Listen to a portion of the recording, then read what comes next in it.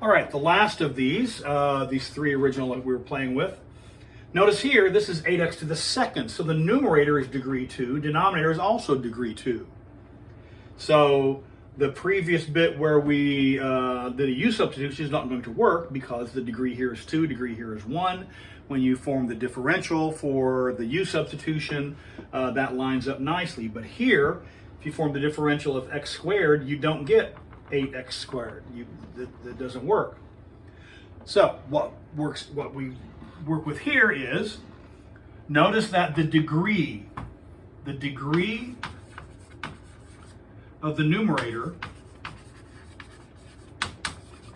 is greater than or equal to the degree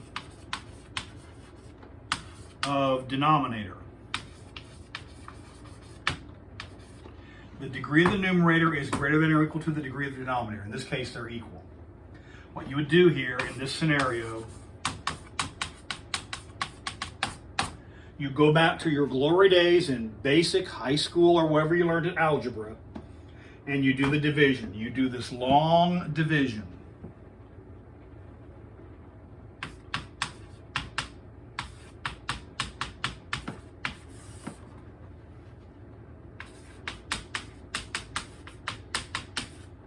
We're going to do this long division.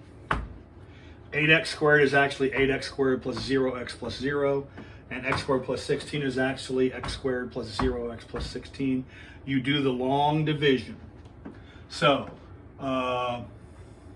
what times this gives you this bit? Isn't that just 8? So 8 times x squared is 8x squared. 8 times 0 is 0. And 8 times 16, oh my goodness. I had this here a while ago. What's 8 times 16 is 128. 8 times 16 is 128. And we subtract, which means just change the signs and add. This is now negative, so what you get is negative 128. All right? So this is equal to 8 plus negative 128 over this expression. So this is 8 minus 128 over x squared plus 16. All right?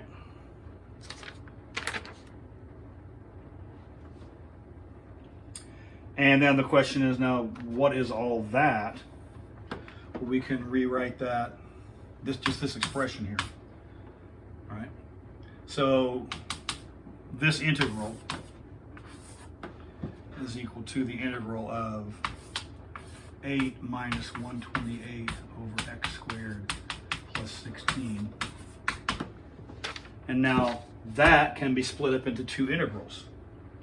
Now, I did that very quick and dirty and not very illustrative, but this is basic high school algebra long division. I'm not going to throw something like this at you, but again, for the record, that's how this proceeds.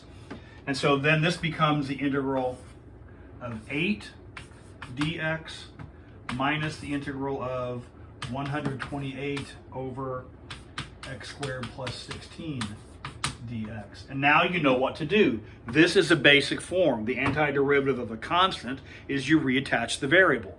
So that's not a problem. This, you've changed this. Look what we have. A constant over the sum of squares. That's what this was. Constant over the sum of squares. And so this is now a type 1, which you know how to do. That's going to be the procedure over and over and over and over again through the semester. You'll have a large, complicated integral. You'll apply one of the techniques.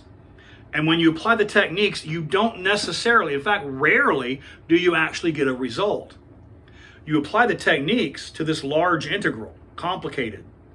And out of it, you create maybe 2, maybe 4, maybe 5 small individual integrals. Each one of those is maybe a basic form or a basic procedure. This is basic form because this is the power rule. This, or the antiderivative of a constant, which is really the same thing. And then this is the tangent inverse form. That's why you need to know the basic forms. If you don't know the basic forms, then breaking a large problem down into the basic forms doesn't help, because you need to be able to take those basic form integrals and finish those out based upon your knowledge from Calculus 1. And so it's very, very vertical. You need to have this larger problem up above. It breaks down to become this, and that breaks down to become this, and that breaks down to this basic form, and the basic form gives you the final result. Learn your basic forms, and as we go through the techniques, you'll be breaking them down. That will help you learn the basic forms as well. By the time you do several of these, you will have done tangent inverse form 8 or 9 times. By then, it starts to sink in a little bit. So, that's a review of some of the 3 different techniques for 3 different problems, 3 different procedures really for 3 different problems. And hopefully that's getting some of the cobwebs off your brain as you're working through some of these integrals.